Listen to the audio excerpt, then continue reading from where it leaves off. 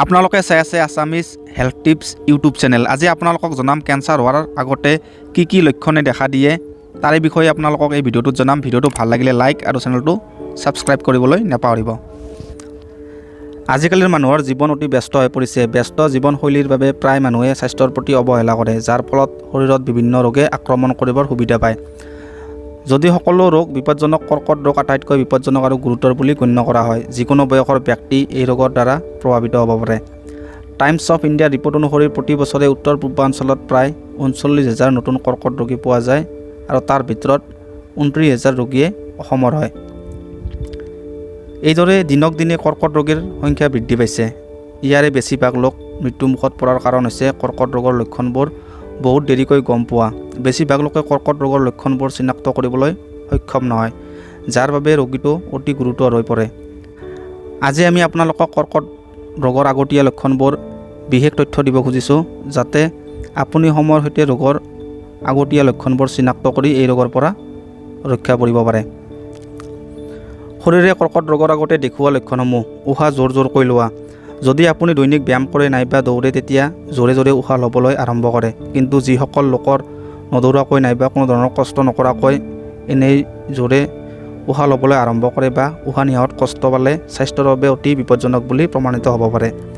যদি প্ৰায় সদায় এই সমস্যাই দেখা দিয়ে, তেন্তে ই কৰ্কট ৰোগৰ আটাইতকৈ প্ৰাৰম্ভিক লক্ষণ বুলি গণ্য কৰা হয়। যদি আপোনাৰ এনে সমস্যা আছে, লগে লগে চিকিৎসকৰ সৈতে যোগাযোগ কৰক। কম ভোক লগা। কৰ্কট ৰোগ হৈছে এনে এটা ৰোগ যিয়ে যিকোনো মানুহকে আক্ৰমণ কৰিব পাৰে। শিশুই হওক বা ডাঙৰ হওক, সকলোৱে ইয়াৰ ভুক্তভোগী হ'ব পাৰে। কেতিয়াবা এনে হয় বহু লোকৰ ভোক কমকৈ লাগে। ই পাচন প্ৰণালীৰ সৈতে সম্পৰ্কিত সমস্যা হ'ব পাৰে। যদি পাচন প্ৰক্ৰিয়াৰ সমস্যা হয়, তেন্তে এই সমস্যা সোনকালে ঠিক কৰিব পাৰি। কিন্তু যদি আপুনি দীৰ্ঘদিন ধৰি কম ভোক অনুভৱ কৰি আছে, এনে পৰিস্থিতিত তৎক্ষণাত সতৰ্ক হ'ব লাগে আৰু যিমান সম্ভৱ সোনকালে চিকিৎসকৰ ওচৰলৈ যাব লাগে, কিয়নো ভোক কমকৈ লগাটো কৰ্কট ৰোগৰ আৰম্ভণিৰ লক্ষণ হ'ব পাৰে। ৰক্তক্ষৰণ হোৱা। যদি থু পেলাওঁতে, প্ৰস্ৰাৱ কৰোঁতে নাইবা শৌচ কৰোঁতে লগত তেজ ওলায়, তেন্তে লগে লগে চিকিৎসকৰ সৈতে যোগাযোগ কৰক, কিয়নো এই সমস্যাটো আপোনাৰ স্বাস্থ্যৰ বাবে অতি বিপদজনক বুলি প্ৰমাণিত হ'ব পাৰে। যিকোনো আঘাতৰ ঘা সোনকালে ঠিক নোহোৱা।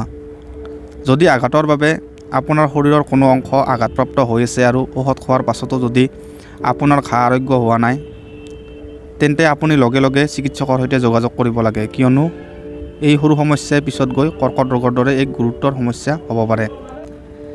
দীঘলীয়া চৰ্দি কাহ। বতৰৰ পৰিৱৰ্তনে শৰীৰৰ ওপৰত প্ৰভাৱ পেলায়। বতৰৰ পৰিৱৰ্তনৰ লগে লগে কাহ চৰ্দিৰ দৰে সমস্যাই দেখা দিয়ে, কিন্তু সাধাৰণ চিকিৎসা কৰাৰ পিছতে আৰোগ্য লাভ কৰা যায়।